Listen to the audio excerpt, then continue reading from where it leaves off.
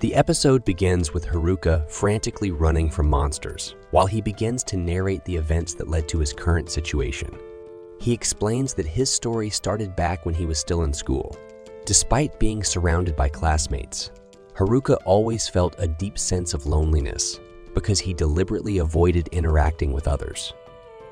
In his class, there were various groups: popular students, gamers, fashion enthusiasts, and gym lovers.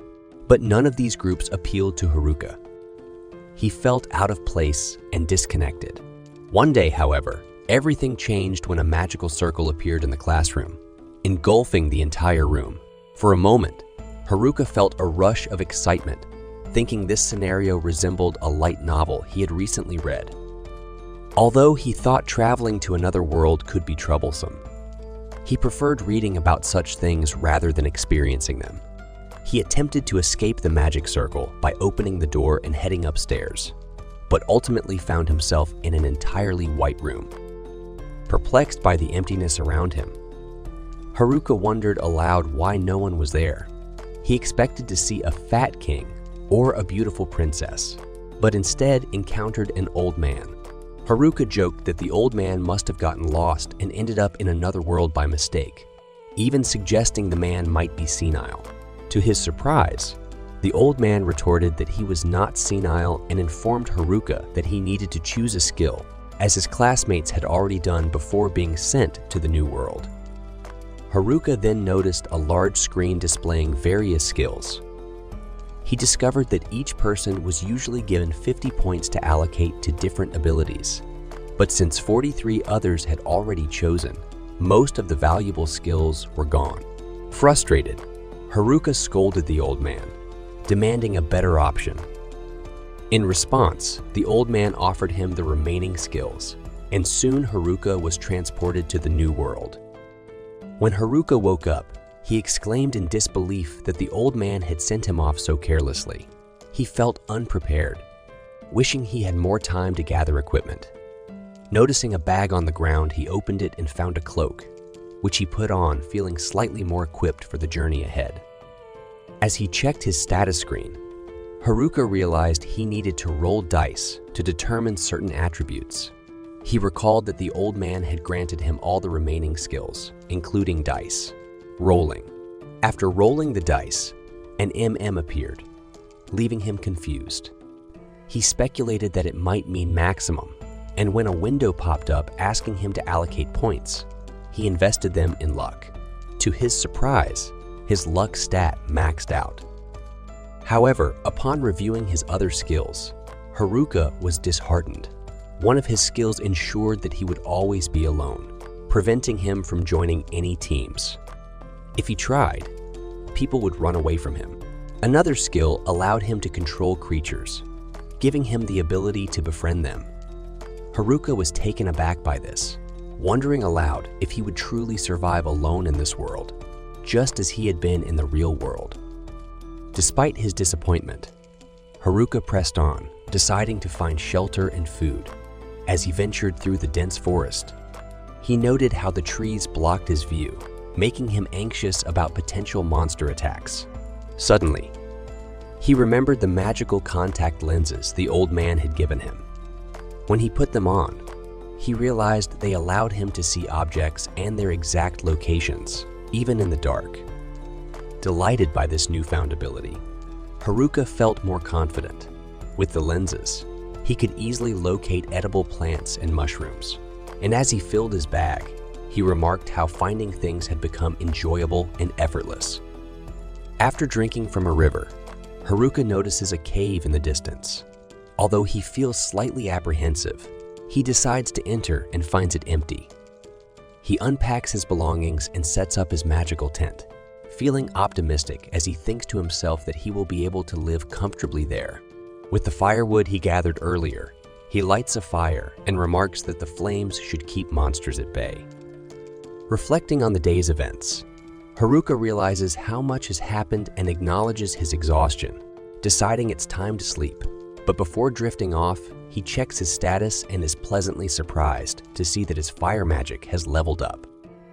The following morning, Haruka wakes up refreshed, thankful that his monster, Rappelling skills kept him safe through the night. After preparing and cooking a meal, he comments on how his survival skills are improving, but he reminds himself that he still needs to secure food and strengthen his defenses. While out foraging, Haruka stumbles upon some medicinal herbs, but is suddenly confronted by small goblins. Though small, Haruka recognizes that they are stronger than him and wonders if he can defeat them. Determined, he decides to strike first, realizing that he can't avoid them forever. Haruka charges at the goblin, using his magic staff and channeling magical energy into it. With a shout, he leaps at the creature and knocks it unconscious. Just as he celebrates, another goblin attacks him. Haruka manages to dodge its strike and finishes it off with a powerful magical blast, successfully defeating both goblins. Later, by the river, Haruka washes his face and reflects on his first battle. While not perfect, it was a good enough victory for him to survive. Exhausted, he heads back to his cave to rest. That evening, he examines the goblin's weapon, which is short and heavy, and concludes that it's useless to him. He checks his status and is pleased to see that he has leveled up to level 2, noting that his progress is quicker than expected. The next morning, Haruka eats breakfast, grumbling about the monotony of his meals. He jokes that the class president would scold him for wanting more variety and being wasteful. Nevertheless, he acknowledges that he solved the immediate problem of hunger and shifts his focus to getting stronger. Haruka doesn't like the idea of leveling up just by getting attacked by stronger monsters, so he decides to train in magic. He feels excited after receiving the forest's blessing, noticing that his body feels lighter, almost as if he's teleporting. Soon after, Haruka encounters another group of goblins. With his improved abilities, he attacks them one by one, marveling at how much stronger he's become since the previous day.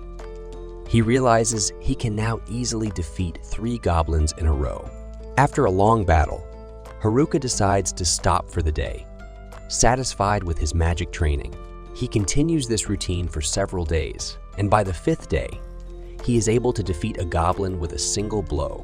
He also gathers materials to start building a home, feeling that everything is starting to fall into place. While out one day, Haruka spots a rabbit and chases after it. He manages to catch it, but as soon as he grabs the rabbit, a notification warns him that someone is nearby. To his surprise, his classmates appear. Not wanting to interact with them, Haruka quietly holds the rabbit's mouth shut to avoid making noise. He notices the class vice president among the group and reflects on how he's known her since the first day of school. Despite the situation, he thinks about how much he's changed in this new world. As he watches his classmates from afar, Haruka concludes that in this vast new world, he is truly independent. There's no one to tell him what to do, and nothing can stop him from becoming stronger. Confidently, he declares to himself that he is the only monster hunter in this world. Haruka notices the delinquents getting closer, so he quickly hides in the bushes nearby. Just as he does this, they hear a noise coming from the bushes and decide to investigate. As they move closer, Haruka braces himself, thinking he's about to be caught. Luckily, they only find the bunny he had released earlier, which then runs away. Frustrated, the delinquents leave, disappointed. Later, Haruka sees them gathered by the river, talking. Curious, he listens in on their conversation, hoping not to get involved. He overhears them having inappropriate conversations about the girls in their class. One of the delinquents makes a crude comment about how the deputy class president's breasts are large. Even in this other world, others talk about the girls in the swim club. Haruka worries about the girls, but reassures himself that the class rep is with them, confident she'll see through the delinquents' bad intentions. He explains that the class rep has kept the troublemakers in line since first grade. The delinquents then ask one of the nerds with them, named Tanaka, if they can do whatever they want with their skills. Tanaka, feeling pressured, tells them they can and agrees to teach them more. Haruka watches and thinks Tanaka is being used like a search engine, forced to find information on skills and other things. The delinquents leave with perverted ideas in mind, heading upstream. Haruka realizes his classmates must be nearby, but he decides he'd rather stay alone. Back in his cave, Haruka notices his loner skill has leveled up to level 2, likely because he hid from his classmates. He's relieved his neat title didn't level up, but feels disappointed with his other messed up job titles. He sees that he's now level 3, but blames his Master of None and Blockhead skills for slowing his progress. He doesn't know what these skills are for, except that Master of None makes him unable to focus on one thing, though he can do other tasks decently. Blockhead seems like a useless skill. Trying not to dwell on it, he distracts himself with food, but grows frustrated eating mushrooms again, wishing he could have some meat or fish. Later that night, while lying in bed, he hears sounds of fighting outside his cave, unable to sleep because of the noise. He goes out to investigate, thinking that kids should be asleep at this hour. He hopes it's not the delinquents and is surprised to find some nerds surrounded by goblins, struggling to fight them off. Haruka wonders if he should help, but first checks their abilities with his appraisal skill. He sees that the nerds are much stronger than him and are likely to be fine. They even have cheat skills, unlike him. He recalls that back in their old world, his class was filled with top athletes and students with the best grades in the nation, including children of celebrities. He always felt out of place in that group. Just as he's about to leave, he notices some goblins sneaking up behind the nerds.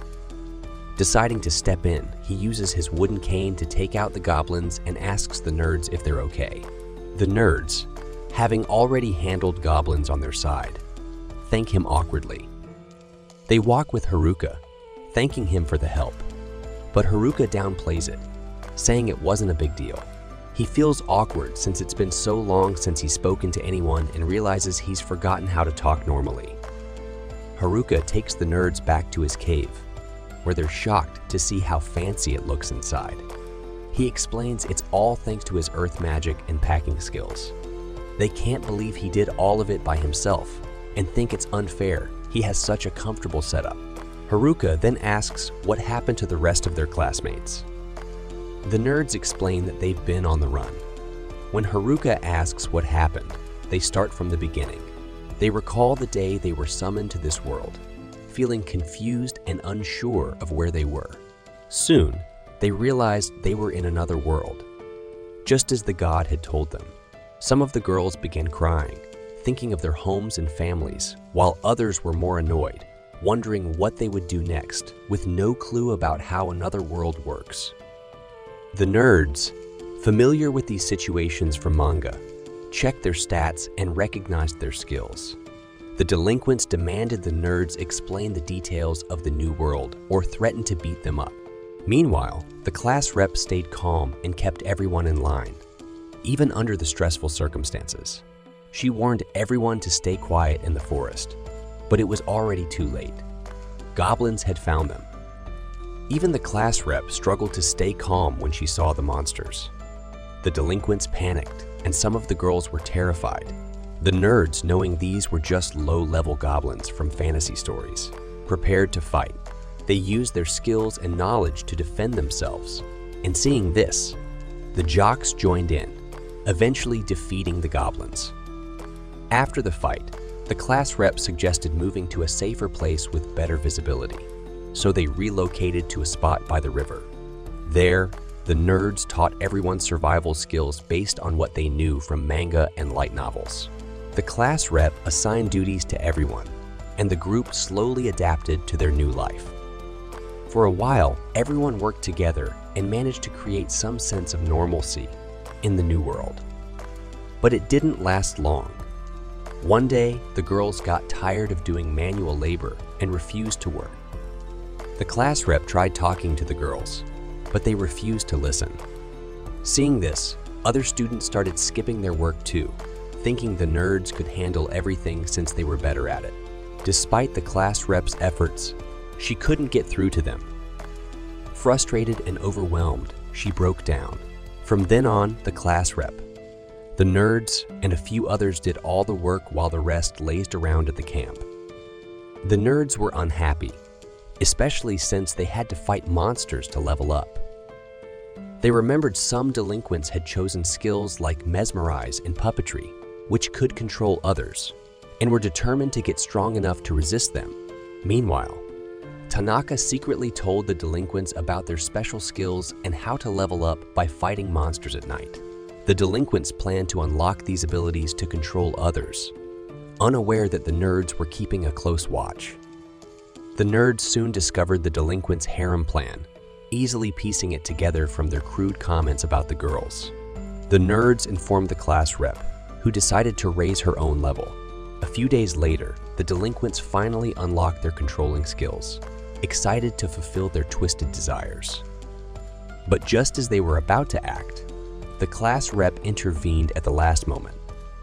The delinquents tried using their skills on her, but soon after, they were found lying on the ground, unable to move. The nerds quickly used sealing skills to block their powers, and with their plans exposed, the delinquents were expelled from the camp.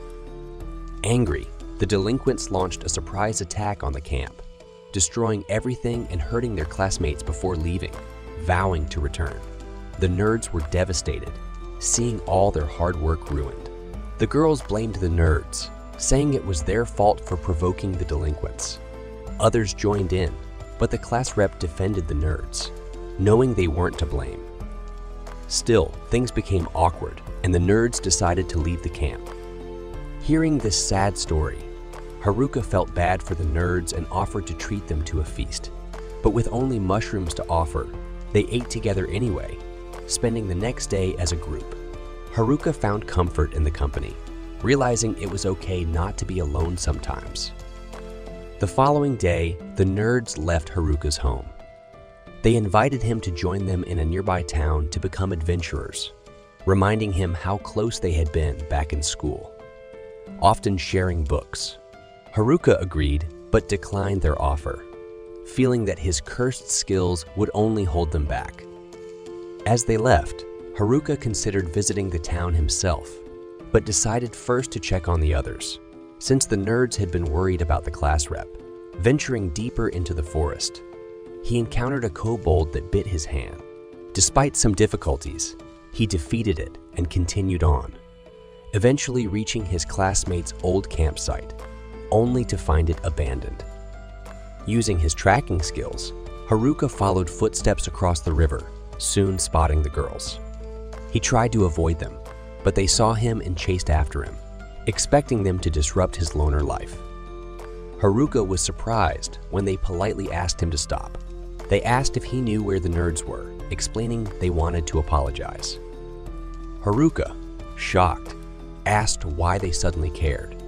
The girls confessed they had realized they were wrong and now understood the nerds had helped them survive. Haruka, unnerved by their sincerity, told them it was too late to catch up with the nerds. Still, they begged him to tell them where the nerds had gone, saying they wanted to make things right. Unsure if they were capable of surviving the journey and fighting monsters, Haruka wondered if they truly meant it. When the girls began crying and pleading for his help, his servitude skill unexpectedly activated, making the three girls his slaves. They followed him around the forest, helping him fight monsters and presenting spell stones like obedient pets, which made Haruka uncomfortable.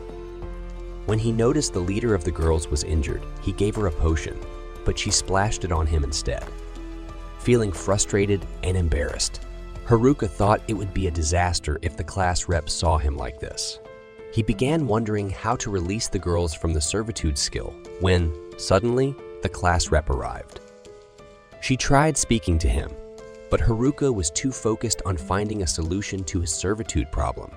It wasn't until she shouted in his ear that he finally noticed her.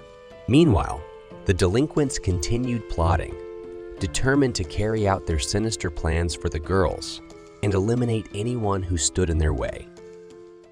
Haruka is in a panic, unsure how to break his own spell. Thankfully, the class rep arrives just in time and yells loudly enough to snap him out of it. He tries to call her by name, but can't remember it, which irritates her, and she makes sure to express her annoyance clearly.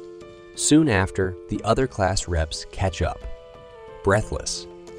The leader asks what happened to the preppy girls, who look exhausted, and Haruka is just as curious for an explanation. It becomes clear that Haruka's subjugation skill has left the girls looking like zombies. Realizing the situation, the class rep asks if Haruka used the skill on the preppy girls. Haruka reluctantly nods. She gets upset, reminding him that this ability is only meant for monsters, forcing Haruka to explain it was an accident. The girls give him suspicious looks, doubting his excuse. For a moment, Haruka feels like he's freezing under their cold, judgmental stares. He manages to escape the situation with some effort and tries to leave, but the girls insist he stays. Frustrated, Haruka can't believe this chaotic situation is what he signed up for when he wanted a quiet life in this new world. The class rep shakes Shimazaki, the leader of the preppy girls, until her eyes return to normal. She then calls Haruka back to gather everyone and discuss what's going on. Finally, Haruka is left alone, just like he wanted. He decides to practice his house expansion skill while waiting. Maybe he could even build a base. He gathers mana and activates the skill, but instead of expanding, he ends up buried in the ground with only his head sticking out. The class rep has to dig him out again to hear what Shimazaki told her. Shimazaki explains that Haruka came to help them, and the girls bow down to thank him. Feeling awkward, Haruka asks if he can go home, but the girls scold him, demanding he fulfill the help he promised. Curious, the class rep asks what he meant by that. Haruka explains that he has a house he built with his own hands after arriving in this world. The girls are thrilled by this revelation, and the leader quickly organizes a meeting, leaving Haruka on the sidelines again. The class rep asks how many people can fit in his house. Haruka responds that if 6 people squeeze onto a tatami mat, he could fit around 240, maybe even more if they move the furniture and don't mind crowding the kitchen and bathroom. The girls are fascinated that his house has such rooms, while the leader is shocked that he's living in a mansion in the middle of nowhere. Encouraged by the others, the leader politely asks if they can stay at Haruka's house for the night. Haruka can hardly believe a group of high school girls wants to stay at his place, and the thought messes with his head for a moment, but he agrees. He leads them through the dark, using his location skill, and after a long walk, the girls are out of breath from keeping up with him. Haruka warmly welcomes them to his home. Once they catch their breath, they realize they've arrived at a mansion in the middle of nowhere. The girls are excited, maybe more than anyone else in the story. Haruka finds it strange how much they like his house compared to the nerds. He shows them around, and as he points out the bathroom, most of the girls rush ahead to bathe, tossing their clothes in the air. Haruka watches as dozens of girls bathe together, realizing their time in the forest has turned them wild. With the house full, he sets up a tent outside to find some peace. Just as he starts to enjoy his solitude, the leader of the class reps interrupts to thank him for his support. After the boys left, the girls were anxious, but now they feel calmer. A fancy room, food, and a warm bath did wonders for their spirits. The leader admits she doesn't feel like she's led her group well through the challenges they faced. Haruka reassures her that she protected them tonight, but she replies that she can't do what Oda and the others can. Haruka tells her she doesn't need to. The nerds are practically built for this world. They came prepared. The rest of them are just trying to survive, so she shouldn't compare herself to them. This makes her feel a bit better, but she's still curious. If Haruka can build a mansion in the middle of nowhere, maybe he's the real alien here. Haruka is taken aback by her insight. She bids him goodnight. Later, the girls finally enjoy a proper bath and sleep in comfortable beds, while Haruka gets the least comfortable spot, finding peace in his own little corner. As he settles down, he imagines it's going to be a long night. At dawn, a girl apologizes for waking Haruka up and informs him breakfast is ready. Startled, he wonders why someone is in his tent and asks for just half an hour more of sleep. The girl teasingly moves closer, saying he doesn't seem to want to get up. Feeling awkward, Haruka changes the subject by asking what's for breakfast. She says it's mushrooms and grilled fish.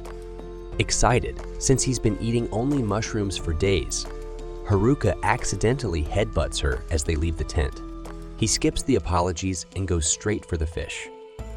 With the first bite, Haruka falls in love with the fish. The girl asks if he hasn't been living near a stream, and he says he has, but he couldn't catch the fish because they're too fast. Curious, he asks if the girls know an easier way to catch them, and they show him a technique that makes the task much simpler. Don't forget to like, share, and subscribe if you're enjoying the story. At the riverbank, one of the girls uses her electric power to instantly kill the fish. Fascinated, Haruka asks her to do it again. As she gathers electricity in her hands, Haruka uses his packaging skill to capture the spell, and then tries it himself on the river. Excited, he celebrates catching fish for the first time, and on top of that, developing his own electric magic. Apparently, with his packaging ability, he can capture any elemental magic and reproduce it in his own way. The girl comments on how impressive this is, and Haruka adds that it's likely a combination of his packaging skill and Master of None ability. Still, he remembers how he was left with the worst powers while everyone else got the best ones, and controlling that electric magic almost made him wet his pants with excitement. Later, Haruka meets with the leader of the girls and asks if they've decided what to do next. She explains that they haven't reached a consensus yet, but it seems like everyone is heading to the city. Haruka figures the girls are trying to catch up with the nerds, and they confirm they need to apologize to them. The leader emphasizes that it would be important to gain a few levels before starting the journey, which Haruka agrees with, since that's his plan as well. The leader thanks him, but clarifies that their goal isn't to chase after Oda. Haruka expresses disappointment, as he would have loved to see a showdown between the girls and the nerds with their strong abilities. Nevertheless, he gathers with them to begin their training journey. First, he asks what level each of them is at, and those at the front show they're between level 16 and 20. 1. Haruka is shocked that the lowest level is still higher than his own, as he's only at level 16. Keeping his word though, he quickly spots 3 kobolds lazing around in a nearby bush and asks the girls to take care of them, as those monsters are only half their level. The girls stretch and prepare for battle, but when the time comes, they are completely defeated. Haruka complains about how pathetic it was, while the girls grumble that no one warned them the creatures would bite. Later, instead of enjoying the peace and quiet in his tent, poor Haruka watches as several girls gather inside for a review of the fight. Eventually, they leave the tent with their confidence restored, except for the purple-haired girl who woke Haruka earlier. She stays behind to apologize, explaining that she was just testing him before. When the boys attacked, she was almost caught, and she wanted to see if Haruka would harm them, but he proved otherwise. She adds that she'll wake him again tomorrow for breakfast. The next morning, Haruka starts his day with fish, while the girls train for their rematch with the kobolds. After the training, some are too exhausted to stand, while others pretend to be sick to avoid combat. However, those who pushed through managed to defeat the kobolds. After their victory, they greet the fallen creatures and start thinking of them as Pete dogs. The group leader then tells Haruka they're ready to head to the city with him, but he never said he was going along. Later, once everything is settled, the girls finally depart. Haruka warns the leader that they have no idea what dangers lie ahead, so they need to stay sharp. That night, in the pouring rain, a student runs frantically, trying to escape someone chasing him. He stumbles over a rock, falls hard, and is soon caught. He screams that he doesn't have the ability the man is looking for, but the pursuer ignores him and attacks. This brings an end to our episode 3. Thanks for watching. So the next day, Haruka leads the group through the forest, always aware that the bullies could be hiding anywhere, watching them. As the leader, it's his responsibility to ensure everyone's safety. To do that, the best plan is to leave the forest as quickly as possible and reach the city. But it's not just the delinquents who could be a threat. The forest itself holds dangers that aren't easy to avoid. For example, a massive orc suddenly blocks their path.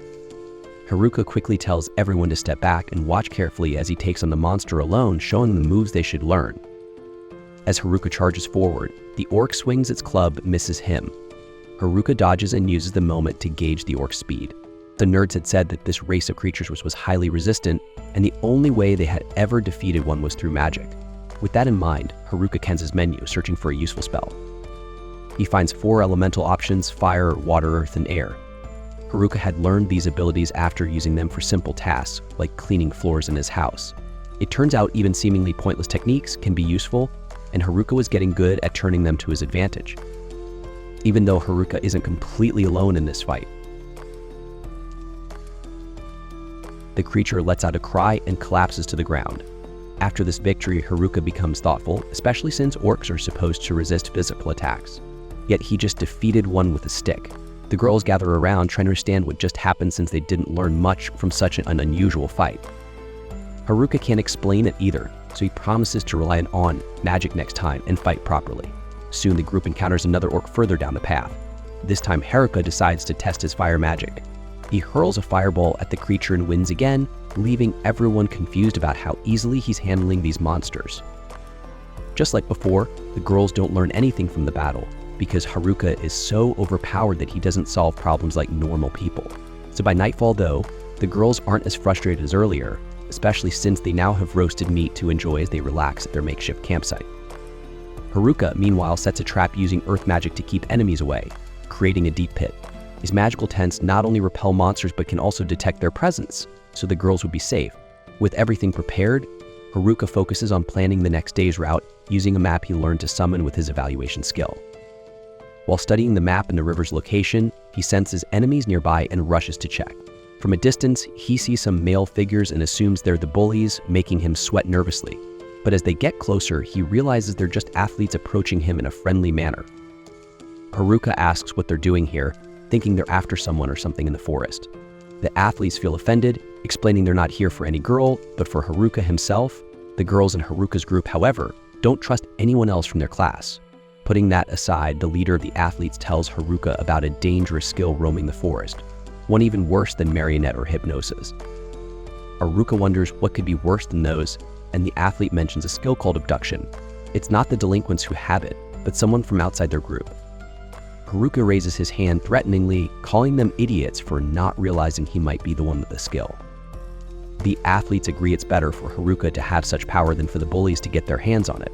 They ask if Haruka knows how to use the spell, and feeling embarrassed, Haruka explains that he can only use the magic of servitude, which the athletes don't understand.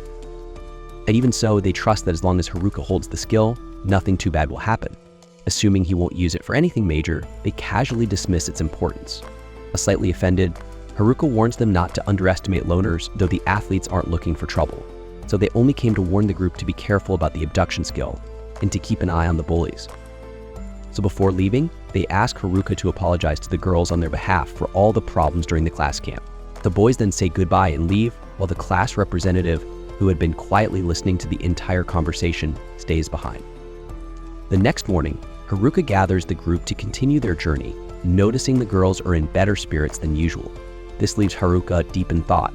As he walks away from the group, the class representative approaches him, bringing up the conversation he had with Kazakaze's group. Haruka explains that they apologize for everything, but the girl has something else on her mind. She apologizes to Haruka in advance, taking her time to talk about something serious. Haruka quickly realizes she's the one with the abduction skill, which surprises her since she had asked Oda's group to keep it a secret. Now that Haruka knows, she asks why he helped her despite knowing this. Haruka doesn't understand why she's afraid, so she explains that the abduction skill lets you steal someone's ability after you kill them, making it a terrifying and powerful technique. Haruka points out that the nerds didn't seem scared when they sealed the puppet and hypnosis skills of the bullies, but left her with the abduction skill. This shows they believed only she should have such power. Moved to tears, the class representative thanks Haruka for everything he's done. Haruka, embarrassed, quickly runs off, insisting that he's not to blame for her crying. Haruka doesn't understand why she should be scared, so the class rep explains that her skill allows her to steal the target's ability after taking their life, making it incredibly overpowered and Sinnoh's technique. It's undoubtedly terrifying. Haruka then points out that the nerds weren't afraid either, since they sealed off the bully's puppet and hypnosis skills but left her with the kidnapping skill. This shows they trusted only her with that power. Moved by his words, the class rep starts crying and blames Haruka for making her so emotional. Haruka, embarrassed, runs away while defending himself from the accusation. The truth is, she's grateful for everything he's done. Later, the group continues their journey toward the river. When they reach a spot Haruka had in mind, he decides to test something he's been thinking about. Without hesitation, he dashes in a certain direction and activates his magic infusion. He uses the magic weight skill to lighten his magic, allowing him to leap high into the air, jumping from branch to branch until he reaches an impressive height. Of course, Haruka still hasn't learned how to fly, no matter how much he's tried, so he crashes to the ground, nearly losing all his HP. If it weren't for his magic infusion, he would have died, but at least he figured out a new path by playing bird for a few seconds. Still a bit dazed from the fall, Haruka tries to explain to the class rep how he returned to the group all battered up. Regardless, at dawn, the group sets off again, this time taking a much faster route. Along the way, they experience various events, such as the girls from the class taking the group bath and being chased by a trio of orcs at one point, but no matter what happens, the group stays strong and united as they move toward their destination. After the storm, calm finally arrives. In other words, they find a forest exit, and the girls cheer in celebration. Haruka, however, stays cautious, unsure of what dangers might be lurking in the hills. Checking his menu, he discovers that he's learned a new skill called airwalk, thanks to his performance the day before. Without delay, he tests the technique, scanning the area to make sure it's safe before continuing the journey with the girls. So as she looks around, Haruka spots a group of locals in trouble. However, just because they're being attacked by monsters doesn't mean they're good people. Haruka considers not helping them, but the girls vote on it, and the class rep commits to fighting if the group turns out to be bandits. Knowing she'd react this way, Haruka decides to go alone to avoid putting his companions at risk. To reach the group in danger, he repeats the magic he used the day before to run higher, this time adding a small tornado to boost his speed. The problem is that the tornado blows up, pulling the class rep along with him. She desperately grabs his cloak to avoid crashing to the ground. As if that wasn't enough, the two realize they can't stop their flight as planned, and they crash near the group's carriage like a meteor. After the dust settles, the local men are left bewildered, though Haruka managed to defeat the monsters surrounding them, and apparently knocked out the class rep as well. Soon, the leader of the group, a man with black hair, introduces himself as After. Another man names himself Gadok. Haruka asks why they were attacked, and After explains that merchants were ambushed by a pack of great green wolves, so the guild placed a bounty on the monsters. The group thought they could make money from it, but from what Haruka sees, they were wrong. With nothing else to be done, After tells everyone to collect what's left of the spoils. After the battle, Haruka roasts a mushroom for Gadok, who excitedly remarks that they're buff shrooms, mushrooms that provide buffs and are extremely valuable. Surprised, Haruka serves the rest of the group, and soon the girls feel as good as new. Watching this, Haruka begins to feel uneasy about these two men being in a group with such beautiful girls. Shortly after, the rest of the group catches up to Haruka, and the girls are delighted to meet an elf for the first time. The locals then guide them to the much-anticipated city called Amui. To mark the special moment, the group draws a line in the dirt to symbolize the beginning of a new life, and they leap over it, jumping toward their future. So meanwhile, the bullies continue leveling up in the forest, searching for the girls to prepare for the long-awaited showdown. A boy who had been captured by them advises the delinquents to break the seal on their puppet and hypnosis skills. However, the problem is that they need someone with the sealing skill to do it. In other words, the bullies must find the nerds who know how to break the seal before they can get their revenge. Strangely, during this conversation, the boy accompanying the delinquents lets out a sinister laugh. At the same time, the athletes watch the enemies from afar, realizing that nothing good will come of this. So this brings an end to Ep 4. As always, thanks for watching. When the group returns to Amui, they're captivated by its beauty and vibrant energy, finally realizing they're truly in another world. Everyone is thrilled, except Haruka, who feels the city isn't quite right for a loner like him. The girls are especially enchanted by the city's charm, with its unique shops, clothing stores, and stores filled with unfamiliar items. As the excitement settles, the class representative reminds them there's an important task to handle. While she hurries to take care of it, Haruka finds comfort in knowing he safely brought everyone here. Thinking his mission is done, Haruka relaxes in the shade with a drink while two girls admire the buildings, joking that they look like cupcakes they could eat. The rep has to step in, reminding them stones aren't the best for digestion. Struggling to keep up with the group's excitement, she gently scolds Haruka for relaxing in such an unfamiliar place. She then blows a whistle, ordering the girls to line up and salute, ready to announce the next steps. Their first task is to head to the Adventurers Guild to sell their collected items and register as adventurers. They'll then need to find a place to stay for the night. The next day, they'll ask around about Oda's group. Hearing this, Shimazaki, the leader of the popular girls, asks why Oda's group isn't a priority. Feeling cornered, the rep explains that wasn't her intention. Haruka takes the chance to tease that Shimazaki is really worried about the nerds, which she denies, embarrassed to admit the truth. Together, they head to the Adventurers Guild, where Haruka feels nervous, especially when a man informs him that the guild master wants to see him. He asks the rep to handle registration while he meets with Godek the master. Haruka, trembling, confirms his name. But to his surprise, Godek thanks him for saving After's group, relieving Haruka from his previous fears. Relaxed, Haruka goes to sell his magic stones. He dumps dozens on the counter, but the staff member warns him that it'll take until tomorrow to assess them all. By this point, the girls have all registered as adventurers, impressing After and Garrick by reaching above level 30. Shimazaki nudges Haruka to register, and he's finally excited to join an official group, but he learns he needs to be level 10 to register. As he's only level 9, he despairs, begging for an exception, but the staff says he must be at least level 20 to go solo, or at level 30 to be a true adventurer. Haruka, frustrated by the setback, watches as the rep takes charge of finding lodging for everyone. By evening, they arrive at a guild-recommended hotel, and Haruka isn't thrilled by its strange look. Inside, a young receptionist welcomes them, and Haruka wonders if it's a roadside inn, but the rep tells him to keep quiet. Later, Haruka finds the room comfortable, though he misses the forest.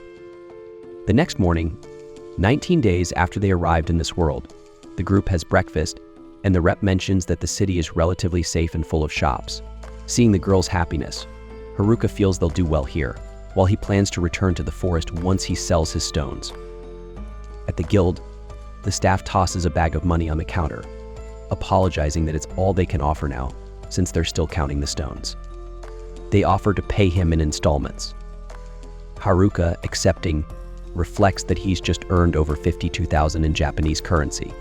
With their newfound funds, the rep announces it's time to buy essentials, and Gadek suggests a shop where they can spend. Haruka imagines a shop filled with women, but soon finds himself in a dungeon-themed store. Though the shopkeeper is a bit quirky, Haruka enjoys testing an invisibility cloak, power gloves, a fire staff, and a mana cutting sword. He finally finds a necklace called 7 Shops, which allows him to combine the effects of 7 pieces of equipment into one. Haruka becomes even more obsessed with the necklace, but the class rep interrupts, ordering him to return to the hotel immediately since it is bedtime. Frustrated, he asks if he can at least try one more item, the mistletoe twig, which strengthens magical staffs and rods. However, as he grabs it, he accidentally activates it and fuses all the equipment without paying for the enchanted necklace. The shop owner is furious, stating the necklace is worth over 10 million heals. Godek and the class rep attempt to negotiate a discount, and by the 20th, Haruka is completely broke from his mishap, even though there is still so much he wants to buy. Luckily, the shopkeeper agrees to reduce the price to 8 million, but Haruka is now flat broke. If he wants to gather more magic stones, he cannot leave the city without registering as an adventurer and getting a permit. And if he tries sneaking out with the girls, the class rep will not allow it. Faced with this, Haruka decides a city life is not for him, and he needs to return to the forest. At least he has his invisibility cloak fused with his basic outfit, which will be incredibly useful. With it, Haruka sneaks past all the girls and heads toward the city wall. Just as he is about to leap over, a few classmates call out to him, causing him to crash into the wall. He brushes this off as he and the girls witness one of their group, almost stripping in public to test out a new outfit. Haruka rushes over, stopping her before she causes a scene. In the end, his first escape attempt fails. On the 21st, the girls prepare for their first outing. Haruka asks to join, but the class rep refuses due to his failed escape the day before.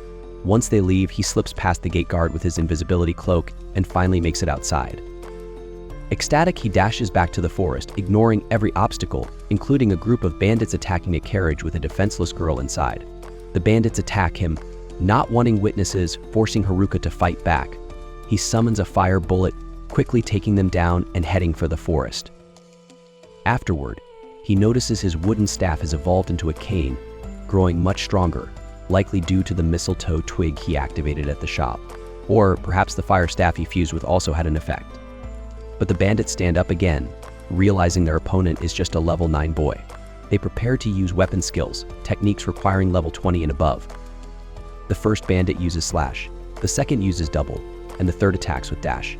Haruka notices these are powerful skills, but the thugs do not know how to wield them well, so they quickly wear themselves out, losing by their own mistakes.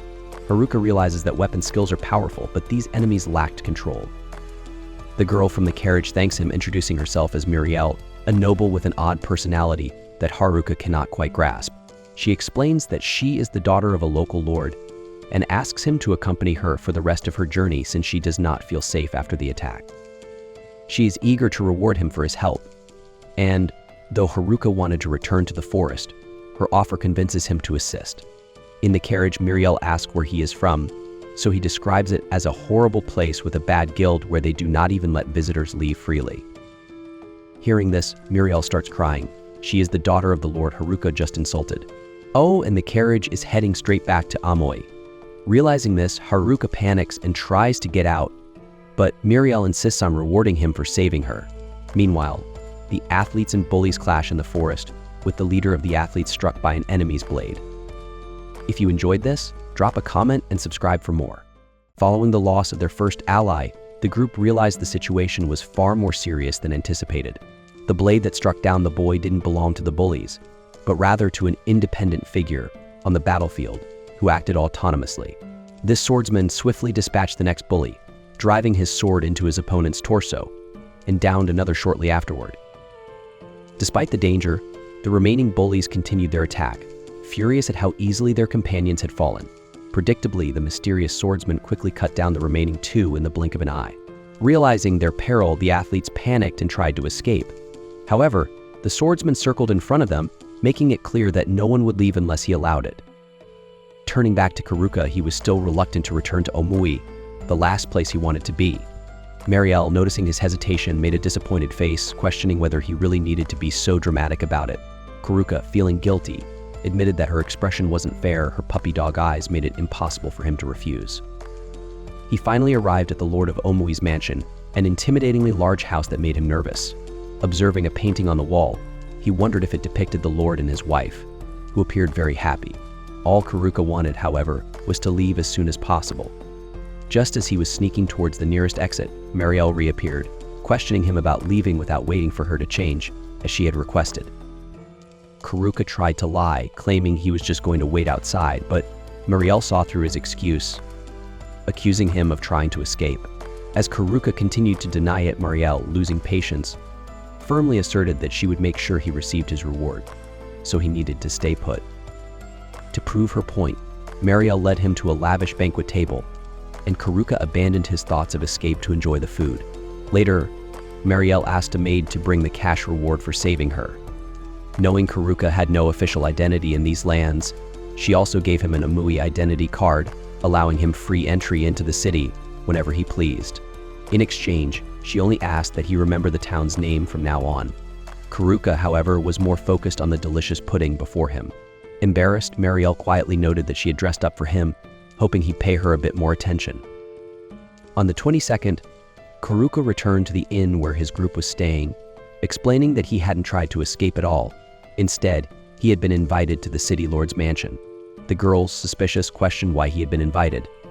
Haruka feigned ignorance, which seemed to satisfy some of them, and they left for a mission. Still, the class representative warned him not to leave the city. Haruka, with his usual carefree attitude, promised he understood. Alone once again, Haruka grinned mischievously and prepared for another escape attempt. Now equipped with the invisibility cloak and his new identity card, he headed for the gates of Aomori, but decided to spend some of his reward money on supplies and food, avoiding mushrooms for once. Before leaving, he left a letter for the class representative, explaining he was going to check on the athletes in the forest and asking the girls to continue training in his absence. When he reached the forest, a burly soldier blocked the exit, but Haruka showed his new identity and was allowed through. He finally made his way to the forest, enjoying the familiar sights, the old mushrooms growing in the underbrush, the fish in the river, and the usual lurking monsters. Relieved to be back, Haruka felt at home. Hurrying to his cave, he was interrupted by a large orc that tried to attack him, but he easily defeated the creature. He noted that it was strange to find an orc here, as they usually inhabited the deeper parts of the forest. Regardless, he found his new equipment from Omui useful and continued his journey. As the sun began to set, he noticed something unusual, a bloodstain on a rock. He guessed it wasn't from the nerds, as they were known for being ice-cold professionals, so he assumed it came from the athletes. Following the trail, he soon found the injured athletes lying on a rock. Seeing they were alive, he used several mushroom-based healing potions to revive them. As the leader regained consciousness, he recognized Haruka and asked if the girls were safe. Haruka assured him they were, thanks to the athletes' sacrifices. Kazukaze, the athletes' leader, was grateful for the chance to help the class. Haruka complimented him, calling them the best athletes the class could hope for. As night fell, Haruka learned that all the bullies had been killed, but no one knew the whereabouts of the nerds.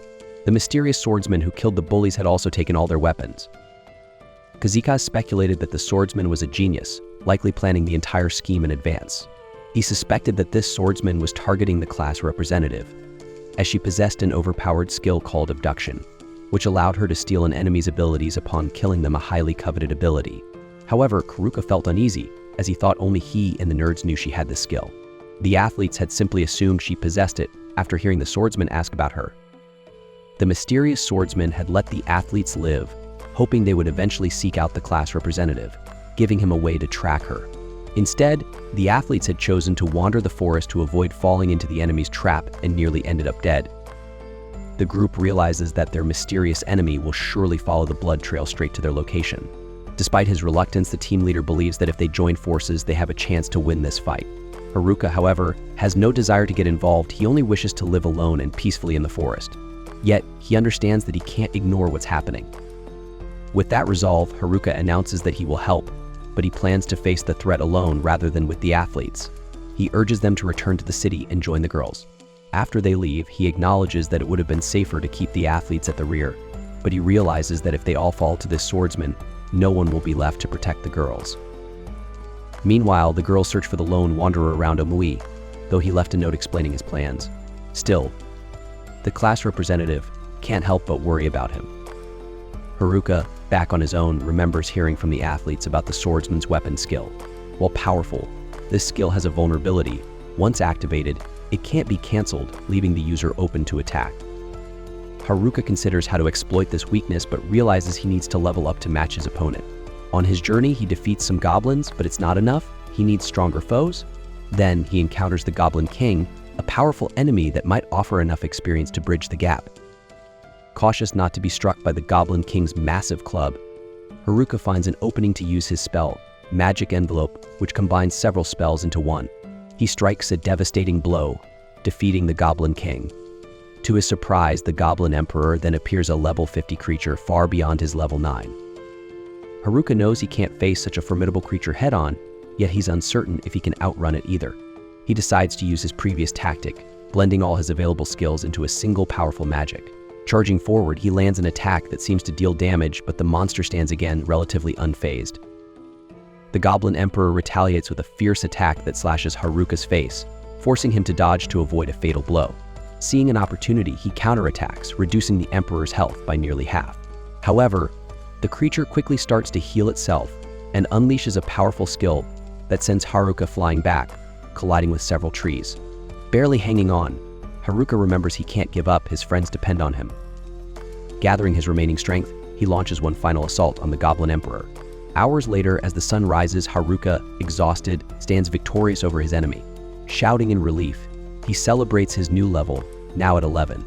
He returns to his cave, eager to test the skills he gained. His new Magic Envelope skill now allows him to attack without any delay once he selects a skill, covering the vulnerability left by weapon skills. Later, a man approaches Haruka's dwelling. As he draws nearer, he lowers his hood, revealing himself to be Tanaka, the boy who had once appeared to be the bullied victim. However, it turns out Tanaka had far more complex motives than merely enduring bullying.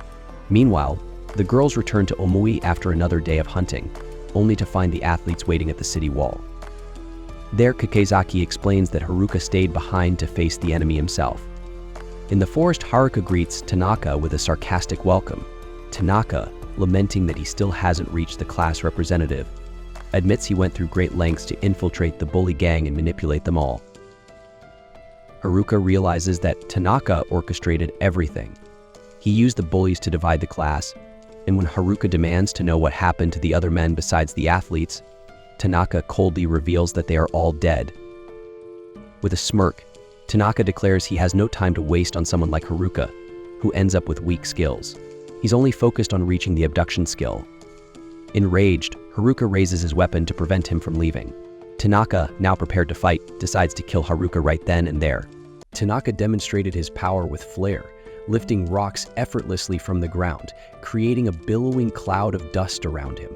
Smiling with confidence, he reminded Haruka of the terrifying abilities he'd mastered in the White Room. Unlike Haruka, whom he called a lone wolf, Tanaka claimed to use a vast array of techniques and was unafraid to use them. With a flick of his wrist, Tanaka hurled rocks at Haruka. Simultaneously, he activated his interference ability, a voice-based skill that temporarily disrupted Haruka's movements. Haruka's situation grew precarious, especially as his classmates watched helplessly from afar. When one of them tried to rush to his aid, Kazakaza stopped her, reassuring her that Haruka could handle it alone. Haruka, however, was barely dodging the assault. Every step felt heavy under the weight of Tanaka's interference, yet he managed to evade most of the projectiles. Impressed yet condescending, Tanaka commented that he hadn't expected Haruka to dodge so well, though he doubted his luck would last much longer. Despite the taunts, Haruka clung to his determination, keeping himself from defeat. Seeing Haruka's resilience, Tanaka demanded to know when he first grown suspicious of him. Haruka explained that he found it strange for a math prodigy to associate with bullies. Smiling, Tanaka praised Haruka's sharpness, admitting that he'd exploited his powers to manipulate those around him. With a flourish, Tanaka ensnared Haruka's foot with roots sprouting from the ground. Declaring the fight over, he set a blaze around Haruka, disappointed that his opponent hadn't been more of a challenge. Yet from the heart of the fire, Haruka emerged unscathed, revealing a newfound resistance thanks to a mistletoe vine he'd picked up by chance, which absorbed hostile magic. Seizing this unexpected advantage, Haruka attacked with his cane, but Tanaka summoned a sword and blocked him easily, sneering at Haruka's moment of boldness. Deciding to up the ante, Tanaka rotated between weapons, a sword, spear, and scythe, confusing Haruka with a rapid, ever-shifting assault pattern. Eventually, a blow struck Haruka, sending him sprawling. As he stood, Haruka analyzed Tanaka's techniques and asked if he'd been using a mimic skill to copy others. Tanaka admitted that Haruka was astute and confessed he aimed to copy any powerful skill he found until he became unstoppable. Haruka knew the longer he fought, the more frightening Tanaka's abilities would grow. Even on the offensive, Haruka struggled, as Tanaka evaded every blow with illusion tricks. Haruka lowered his cane in frustration, which Tanaka saw as an opportunity, charging at him. But Haruka had anticipated this, activating his psych ability to dodge. Through careful observation, Haruka soon realized that Tanaka's skills could only be used a limited number of times before fading. This gave Haruka a new hope. With this insight, he shifted the battle's rhythm, countering Tanaka's moves and pushing him back until he was thrown against a tree. Taking advantage of this opening, Haruka charged, but Tanaka quickly retaliated with a powerful fireball. Though it missed, the blast forced Haruka to retreat. Tanaka, visibly rattled, lashed out, enraged that he was struggling against Haruka. Finally, Tanaka unleashed his strongest weapon, engulfed in a purple aura and cloaked by an ancient death skill that drained life energy. Haruka collapsed, seemingly defeated, as Tanaka laughed and left him on the ground. But, against all odds, Haruka stood up once more, taunting Tanaka for his hasty departure. Baffled, Tanaka insisted that the death skill should have worked. but Haruka explained his unusual skill that nullified negative effects combined with his luck attribute. This formidable combination made Tanaka's powers fail more often than not. Haruka's resilience left Tanaka stunned as he realized his supposed victory had been an illusion all along. Haruka revealed that his lesser-known mannequin skill, which let him move as if imaginary ropes were guiding his body, had helped him dodge Tanaka's attacks. Enraged and desperate, Tanaka launched a series of attacks, but Haruka countered each move effortlessly. Tanaka was mentally shaken, unable to comprehend how his perfect calculations had failed. Tanaka muttered that 1 + 1 always equals 2. That's how things work, Haruka agreed, but reminded him that this wasn't their old world. Here things were different. This reminder took Tanaka back to his school days, where his genius had made classes easy and dull, leaving him isolated from his classmates. He had longed to escape the monotony of school, but when he discovered his abilities in this new world, he saw a chance to change everything. He believed that by taking everyone's strongest abilities, he would finally become unstoppable. If it meant discarding the lives of his classmates, so be it. But now, Tanaka was losing against Haruka, an outsider with seemingly weak skills. Furious, Tanaka attacked with his sword, but Haruka swiftly disarmed him. Haruka moved to finish the fight, but Tanaka's sword mysteriously returned and struck Haruka's shoulder. Seizing this moment, Tanaka attacked repeatedly, chanting that 1 + 1 would always be 2. Haruka then struck Tanaka across the face, remarking that Tanaka had become lazy, relying too much on his borrowed powers. As Haruka's body glowed with a golden aura, he prepared his final move. Tanaka, on his knees, watched as Haruka's invented ability brought the duel to a close. Haruka observed that even the weakest abilities have value before walking away, leaving Tanaka defeated on the ground. Feeling pain and exhaustion, Haruka thought of his friends and apologized, expecting to collapse. But his classmates, whom he affectionately called the nerds, arrived just in time to catch him. They had been searching for him, worried when they learned he was fighting alone. They carried Haruka back through the forest, and he wondered why they'd come for him. Oda explained that while they were away, the class heard Haruka was in the forest and wanted to help. Upon returning to Omui, Haruka received grateful attention from the girls, which he found uncomfortable. They insisted on giving him a bath, while the snobs apologized for trying to expel the nerds and thanked them for their help. Haruka felt he'd ensured everyone's safety, so he tried to slip away, but the class representative caught him, hugging him tightly and asking why he always wanted to leave. Seeing she was relieved, Haruka asked if he had made her cry again. She replied with a smile, happy to have her friend back. Soon, however, Haruka had to face the scolding of all the girls in the class for his reckless actions. Later that night, he dreamed of a mysterious girl emerging from the depths of darkness. The next morning, he crossed paths with his friends who were preparing to search for a rare item rumored to alter perceptions. Haruka, amused, teased Oda, who retorted that he didn't need criticism from someone as solitary as Haruka. The group set off, and Haruka reflected on his recent battles and friendship, thinking it might be time to return to his old life. But as he prepared to leave, he sensed the class representative nearby, her fury burning in her eyes, ready to confront him again. Haruka hoped he wouldn't face yet another scolding like yesterday's, but the class representative reminded him he hadn't yet heard her opinion. She seized the moment, asking why he faced such danger alone, and pleaded with him not to do it again. Haruka knelt and apologized, which the representative accepted with grace. Relieved, he thought that her disapproval was somehow more daunting than facing Tanaka in battle. To avoid her wrath in the future, Haruka decided to seek the rare item the nerds mentioned, one that could change how others see him. With it, he could finally avoid any more unjust reprimands. Meanwhile, in Loromi's mansion, Marielle urged her father to take a break from his work. Loromi acknowledged the need, but noted the city's economy was vulnerable due to increased monster attacks. making it essential to stay vigilant. Suddenly, a soldier who had scouted a dungeon returned with alarming news. An endless wave of monsters was approaching. At that moment, Haruka wandered toward the dungeon, sensing the monsters' presence nearby. He considered them a mere warm-up for the challenges ahead. At the Adventurers Guild, the guildmaster called on the class representative to handle the monsters, while Marielle arrived with urgent news that nearby villages had fallen to an orc horde. Haruka soon faced the advancing orcs, including an orc king he could not defeat with a single blow. But after a few swift attacks, the creature fell, leaving Haruka to wonder what had driven so many monsters to gather. For him, it was a minor concern.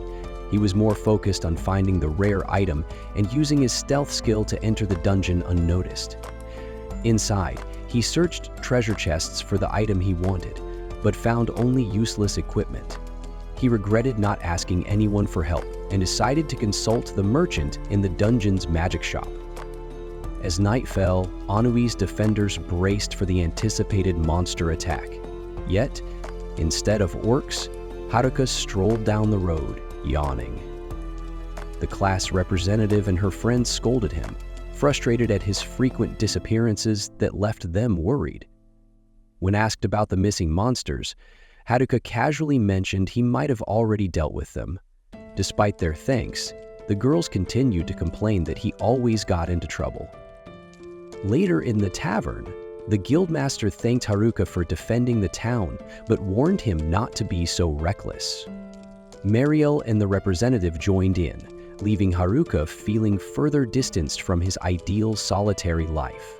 He reflected on how the rumored item might let him escape from these constant reprimands. At dawn, Haruka visited the magic item shop and startled the owner, who assumed he was there to cause trouble.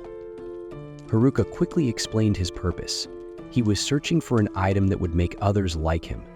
The shopkeeper guessed he wanted the pheromone ring, located on the 50th floor of the dungeon. Eager, Haruka asked how many floors the dungeon held, and learned there were around 100, each with a floor master guarding the way down. Hearing this, he rushed to gather supplies, determined to find the ring and finally gain some peace. While Haruka plotted his next move, two classmates overheard his conversation. The representative quickly learned that Haruka was after the mysterious pheromone ring in the dungeon. The girls resolved to keep him from getting into more trouble and set out to find him. Haruka continued on his way, but soon his perception skill alerted him to approaching figures. It wasn't another monster horde, but instead his furious classmates, led by the determined representative. Exasperated, Haruka asked what they were doing there. She accused him of looking for the pheromone ring. Trying to cover, Haruka lied, claiming he sought Solomon's ring, an item that let him speak to animals. His classmates didn't buy it, and in a moment of desperation, he darted off toward the dungeon. As he entered, a guard warned about the dungeon's dangerous conditions, but with no one willing to listen, he didn't try to stop the large group that followed. Haruka knew things would get messy if the representative found the pheromone ring first, so he sped up. She warned him he might fall into a trap with his reckless pace, but Haruka confidently replied that his luck would keep him safe. Right then, he stumbled over a false wall and tumbled down a deep pit. Desperate to save him, a friend reached out but was too late. Falling through floor after floor, Haruka used earth magic to soften his landing as if onto a cushion. He seemed to have plummeted all the way to the bottom, where the dungeon's final challenges awaited. Although he attempted to scale the walls with airwalking, he couldn't climb back up the endless levels. With no other choice, he resolved to find another exit. Exploring the dark corridors, Haruka discovered he had gained spatial awareness and trap detection skills. Activating these, he ensured the hallway was free of traps and soon came upon a door, heavy with a magical aura, suggesting a formidable presence beyond it. As he opened it, a powerful force pushed him back, but he stood firm. Before him was the dungeon's ultimate challenge, the Dungeon Emperor, a creature at level 100. Meanwhile, on floor 47, his classmates gathered around a bonfire, wondering where Haruka had gone. Each boss they defeated opened a teleportation path back to the dungeon's entrance, so some thought Haruka had returned to the top. However, Oda believed he had reached the bottom, where the Dungeon Emperor made the other monsters stronger. Though it sounded like legend, they decided to brave the lower floors to find him. Back in the lair, Haruka assessed his options. The Emperor's racial classes, Dullahan, Lich, and Undead King, signaled one of the strongest enemies he had ever faced. Realizing he'd have to avoid its long-ranged magic, he decided on close combat. His first strike with his staff was blocked at lightning speed by the Emperor's skeleton frame. Unfazed, he tried again, only to be blocked once more. Haruka knew he had no choice. To escape this dungeon and his looming troubles, he would have to defeat the Dungeon Emperor.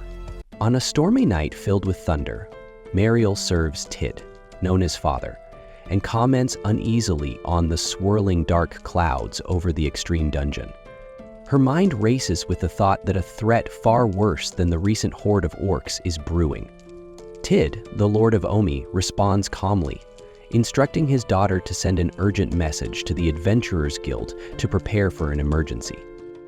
Deep inside the dungeon, Haruka faces the ominous Dungeon Emperor. Knowing the battle ahead is beyond anything he's faced, he calculates that only a seamless combination of all his skills will give him a chance. Using his agility, Haruka circles the skeletal monster, searching for an opening. When he strikes, the Emperor blocks effortlessly, its reflexes far surpassing his speed. Haruka resolves to move even faster, but despite his best efforts, the skeleton outmatches him. A narrow miss from the Emperor's blade grazes Haruka's torso, tearing his tunic and nearly ending his life. As the battle intensifies, Haruka's contact lenses flash unexpectedly, granting him a fleeting glimpse of the future. He realizes this new ability could tip the scales, but only if he remains completely focused. One mistake means certain death. With renewed determination, Haruka presses the attack, but exhaustion begins to take hold. His energy and magic are nearly depleted, and the Dungeon Emperor remains untouched. Strangely, instead of delivering a final blow, the skeleton hesitates. Haruka notices this unusual behavior and wonders why such a powerful foe isn't finishing him off. Examining the situation, Haruka sees dark miasma swirling around the skeleton's body, as if controlling it like a puppet. Just then, his staff begins to glow, seemingly awakening an unknown power. The weapon starts absorbing the miasma, and Haruka instinctively lets it act, hoping it will free the Emperor from the dark influence. He carefully maneuvers his staff closer, allowing it to draw in the grotesque substance, piece by piece. With persistence, Haruka succeeds in purging the miasma. The skeleton collapses, free from the malicious energy. Haruka realizes the creature wasn't fighting to kill him, but rather to be freed from its cursed servitude. Testing his theory, Haruka places his sword on the ground in a gesture of peace. However, remnants of the miasma seep back into the skeleton. Haruka considers delivering the final blow to end its suffering, but hesitates, feeling it might not be the right choice. Instead, Haruka drops his weapon and embraces the skeleton, recognizing its long struggle against the dark force. To his surprise, the act activates a subduing ability, binding the Emperor to him. Haruka apologizes, admitting he doesn't know how to undo the skill. Nervously, he extends a hand in friendship. At first, the skeleton remains motionless, leaving Haruka fearing it's angry, but then the creature shakes its head gently, signaling it's not upset. Finally, the skeleton accepts Haruka's hand. Using his evaluation skill, Haruka discovers the creature's level has reset and its name has changed to Angelica. To his shock, the Dungeon Emperor was a girl all along. Bewildered, he pushes aside this revelation and focuses on escaping. With Angelica's agreement, Haruka uses his spatial awareness skill to locate a staircase. Just as they begin their ascent, an unexpected challenge arises. The next floor's boss, a towering living armor at level 100, blocks their path. Haruka stares at the imposing enemy, placing his hands on his head in despair. Exhausted and outmatched, he wonders how he'll overcome this new trial. Looking around for a way out, Haruka would give anything to escape this chaos and ascend the stairs peacefully, but realizing the odds are stacked against him, he quickly devises a plan. Raising his staff, he channels his earth magic to collapse part of the ceiling, intending to use his airwalking ability to climb through the opening. However, his escape attempt unveils an even more absurd twist. Two colossal minotaurs, each level 99, emerge from the gap. As if their dramatic entrance wasn't enough, the bull-headed beasts leap straight into the fray, only to land awkwardly on the living armor boss.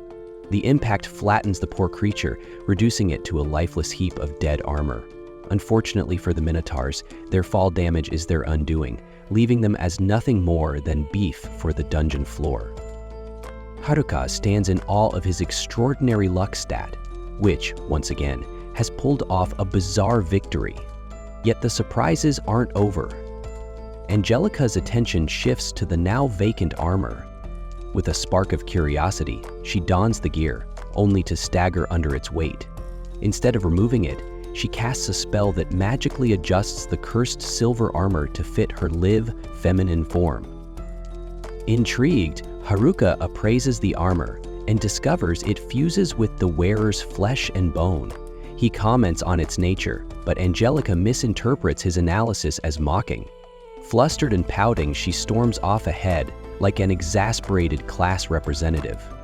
Watching her retreat, Haruka muses about calling her the armor rep and follows along. The group resumes their journey, debating whether the person they're searching for has already ascended to the surface. They descend to the 50th floor, only to encounter a towering, four-armed cyclops. Meanwhile, elsewhere, Mariel reaches the Omu Guild to share her ominous premonitions.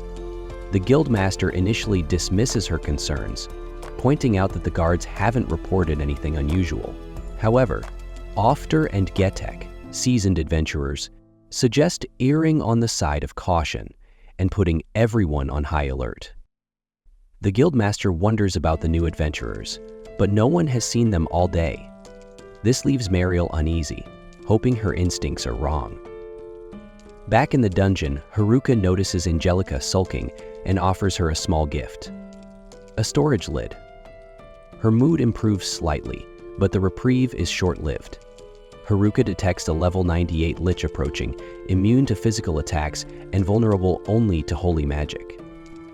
Frustrated, Haruka contemplates escaping through another hole, but quickly abandons the idea, fearing more chaos might follow. The Lich attacks without delay, forcing Haruka to dodge its deadly spells. Amid the chaos, Haruka recalls the holy magic within his staff. Taking aim, he channels the divine energy, marveling at how this seemingly unimpressive weapon continues to save him in dire situations. After defeating the Lich, Haruka and Angelica face a series of challenges. First, they encounter giant moths at level 97. Aware of their toxic dust, Haruka lures them with fire magic, letting the flames hover as bait before intensifying the heat to incinerate them. On the next floor, they encounter vencrawlers, giant caterpillars, at level 96, destined to transform into the moths above. Haruka traps them with a clever earth spell, rolling the ground over them like a magical steamroller. On the 95th floor, an ominous energy fills the air. Purple smoke swirls ahead, concealing swords lined up in eerie formation.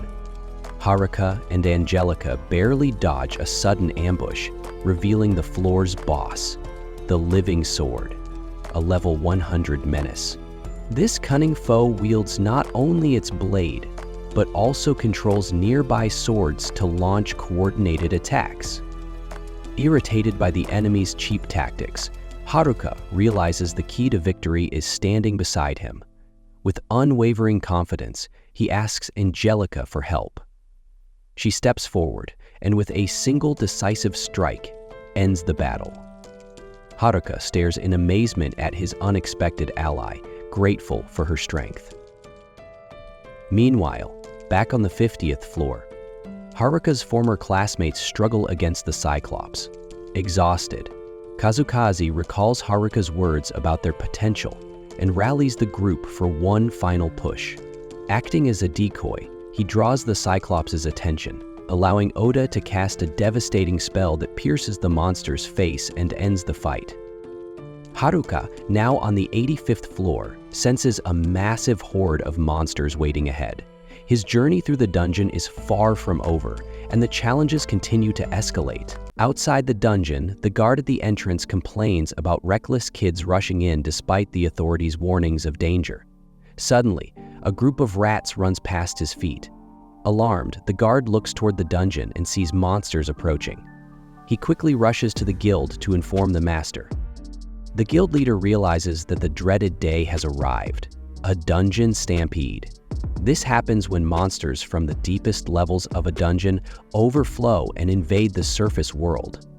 Upon hearing the news, Muriel feels her worst fears coming true, while Godek worries about the safety of the people living near the dungeon.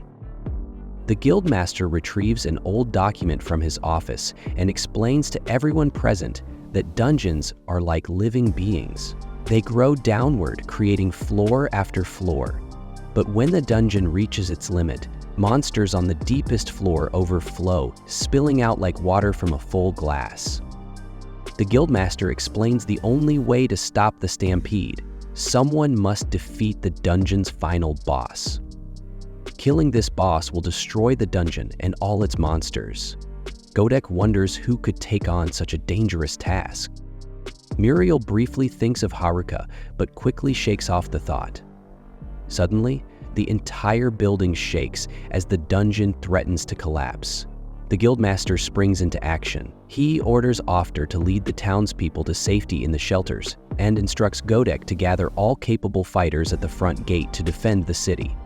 Finally, the master surrounds himself with fire magic, ready to face the monsters. Meanwhile, inside the dungeon, Haruka and Angelica encounter griffins flying overhead. Unsure whether they are birds or lions, Haruka cleverly uses a piece of salted, paralyzing fish as bait. The griffins scramble for the food and collapse, clearing the way for Haruka to descend further. On the 54th floor, the class representative urges her group to keep up the pace, despite the difficulties, as they search for Haruka. Their journey is interrupted by a pack of werewolves. Back in the city of Amayui, the adventurers barely withstand the first wave of monsters. Many are already injured.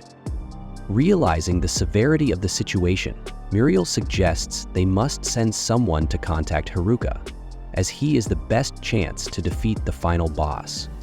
However, they have no way of reaching him. When Godek wonders who would be brave or foolish enough to deliver a message, everyone looks at Muriel. She immediately panics, refusing to go alone into the dungeon. Understanding her fear, the guildmaster assigns Ofter to accompany her, as he knows the dungeon well. Ofter hesitates, worrying about the city's defenses, but the master assures him that the remaining fighters can handle the situation. Reluctantly, Ofter agrees and calls for Muriel to prepare. Despite her fear and the sight of the injured around her, Muriel gathers her courage and prepares for the dangerous mission ahead. On the 81st floor, Haruka and Angelica found themselves in a water-filled area. Haruka noted that while the deeper floors were the most challenging, even the upper ones weren't easy. Suddenly, a school of aggressive fish attacked him. Angelica stepped in, swiftly cutting down the enemies with her sword. Haruka examined the creatures and identified them as level 81 swordfish. He realized he couldn't afford to let them swarm him. Thinking quickly, he remembered how fishmongers freeze fish to preserve them. Using his ice magic, he immobilized the fish, clearing their path. The two leaped across rocks to cross the water. However, a massive shadow appeared beneath the surface. It soon revealed itself as the floor boss, a giant fish that summoned a powerful wave. Angelica dodged to safety, but Haruka was struck and knocked underwater. While Angelica hesitated, unsure how to fight the aquatic monster, Haruka re-emerged, riding a board he had crafted with earth magic. With this, he expertly surfed the wave and struck the giant fish's head, defeating it. With the boss defeated, Haruka and Angelica continued their journey. Haruka started to enjoy the dungeon as he discovered valuable treasures: the Ring of Limitless Fortune, which increased luck, the Blessed Bracelet, which granted strange advantages, and the Necromancer's Jewel, which allowed control over the dead. While these items were powerful, Haruka's high luck stat rendered him immune to curses and diseases, making some of the relics less useful to him. He decided to give the gear to Angelica, saying she could benefit from it. At first, Angelica refused, but after Haruka insisted, she accepted, showing a surprising display of gratitude. Haruka found her reaction almost human, which was amusing since she was a skeleton. The skeleton used the relics and removed her helmet. She revealed her true form, a young and beautiful girl. However, hiding her identity, she quickly replaced the helmet and rejoined Haruka. Back on the 54th floor, Haruka's classmates had just defeated a pack of werewolves after a long and exhausting battle. As they recovered, a new noise startled them, but it turned out to be Muriel, who had been sent to find Haruka. She explained her mission, but broke down in tears upon learning Haruka was missing. The class representative reassured her that Haruka would surely resolve the crisis, while the others brainstormed faster ways to reach him. On the 74th floor, Haruka and Angelica traversed a fiery landscape filled with lava. The intense heat drained Haruka's energy, but his trap detection skills kept him on high alert. At one point, he stumbled, but Angelica caught him before he fell. She suggested they take a break, but even resting in such heat was difficult. Frustrated, Haruka found a small crevice, used his wind magic to create a makeshift fan, and yelled with relief. By chance, the class representative heard his voice through a hole in the dungeon and contacted him. She asked if he could climb up, but Haruka explained it wasn't possible without a rope.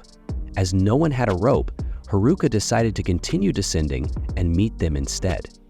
Before leaving, Muriel updated him about the city of Amui. She explained that the guild was struggling to fend off a horde of monsters. Though they had held off the first wave, a second was on its way, and a third would likely destroy the city.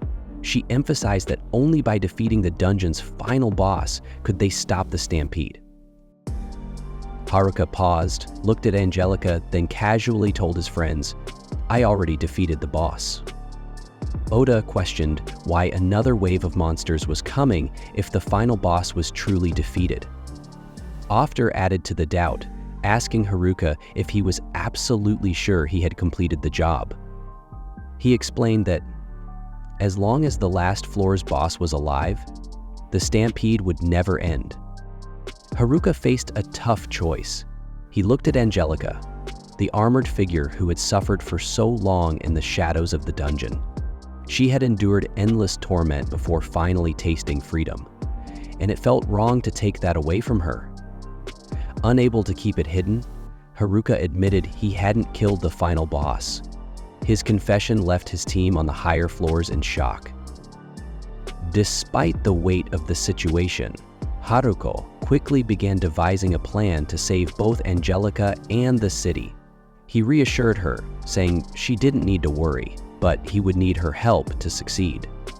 Turning to his team, he confidently declared that he would put an end to the stampede. Ofter, however, was furious, arguing that it would be impossible to stop the chaos without defeating the dungeon's final boss. But the class representative stood up for Haruka. She reminded everyone of his determination and resourcefulness, saying that even though he sometimes worried them, he always found a way to save the day. She trusted that Haruka would never let them down. Her unwavering belief in him helped calm the tension, and her words gave Haruka a renewed sense of purpose. Quietly thanking the class representative for her support, Haruka clenched his fists in determination.